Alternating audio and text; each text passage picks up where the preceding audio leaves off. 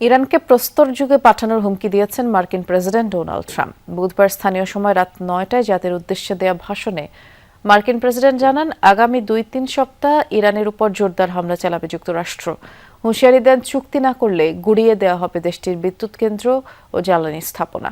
ট্রাম্পের দাবি, ইরান যুদ্ধে কৌশলগত মূল লক্ষ্যগুলো প্রায় সম্পন্ন, আর তাই শিগগিরই এই যুদ্ধ শেষ হবে।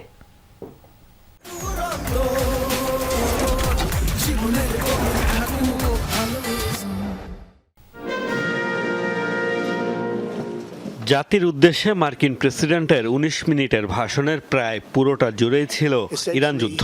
ভাষণে যুদ্ধ নিয়ে বড় ঘোষণা আসবে জানিয়েছিল হোয়াইট হাউস, তবে বাস্তবে তেমন কিছুই বলেননি ট্রাম্প। এতদিন ধরে যেসব দাবি করে এসেছেন সেগুলোই পুনরাবৃত্তি করেছেন। ট্রাম্পের দাবি, যুদ্ধে মূল কৌশলগত লক্ষ্যমাত্রাগুলো অর্জনের দ্বারপ্রান্তে ওয়াশিংটন। ইরানের নৌবাহিনীকে পুরোপুরি ধ্বংসের পাশাপাশি ক্ষেপণাস্ত্র কার্যক্রম ও বিমান বাহিনীর সক্ষমতা উল্লেখযোগ্যভাবে কমানোর দাবিও করেছেন মার্কিন প্রেসিডেন্ট। ইরানের নৌবাহিনী সম্পূর্ণ ধ্বংস হয়ে গেছে। তাদের বিমান বাহিনী ও ক্ষেপণাস্ত্র কার্যক্রমকে এমন মাত্রায় ক্ষতিগ্রস্ত করা হয়েছে যা আগে কখনো দেখা যায়নি। আজ রাতে আমি আনন্দের সাথে বলতে পারছি, আমাদের মূল কৌশলগত লক্ষ্যমাত্রাগুলো সম্পন্ন হওয়ার পথে। চুক্তি না করলে ইরানের বিদ্যুৎ কেন্দ্র ও তেল স্থাপনা নিশ্চিহ্ন করে দেওয়ার হুমকি দিয়েছেন ট্রাম্প।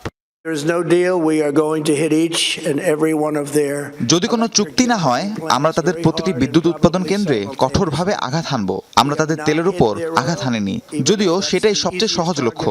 সেখানে আঘাত হানলে তা নিশ্চিহ্ন হয়ে যাবে।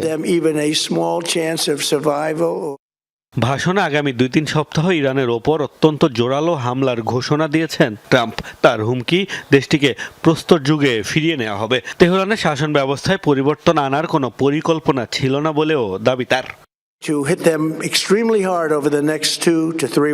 আমরা আগামী ২ থেকে ৩ সপ্তাহের মধ্যে তাদের উপর কঠোরভাবে আঘাত হানতে যাচ্ছি। আমরা তাদের সেই প্রস্তর যুগে ফিরিয়ে নিয়ে যাব যেখানে তাদের থাকা উচিত। শাসন ব্যবস্থা পরিবর্তন আমাদের লক্ষ্য ছিল না, কিন্তু তাদের প্রধান নেতাদের মৃত্যু হওয়ায় শাসন ব্যবস্থায় পরিবর্তন ঘটে গেছে। আবারও দ্রুত যুদ্ধ শেষ করার বার্তা দিয়েছেন মার্কিন প্রেসিডেন্ট। সহায়তা করায় ইসরায়েল ও মধ্যপ্রাচ্যের অন্যান্য মিত্রদের প্রতি কৃতজ্ঞতা জানান। আমরা এই কাজটি শেষ করব এবং খুব দ্রুতই। ইসরায়েল, সৌদি আরব, কাতার, সংযুক্ত আরব আমিরাত, কুয়েত এবং বাহরাইনকে ধন্যবাদ জানাতে চাই। তারা অসাধারণ সহযোগিতা করেছে। কোনোভাবেই তাদের ব্যর্থ হতে দেব না। যুদ্ধ শেষ হলে স্বয়ংক্রিয়ভাবেই হরমুজ প্রণালী খুলে যাবে বলে দাবি ট্রাম্পের। তার মত, তেল বিক্রি ছাড়া পুনর্গঠনের আর কোনো পথ নেই ইরানের। মোস্তফা মাহমুদ, যমুনা নিউজ।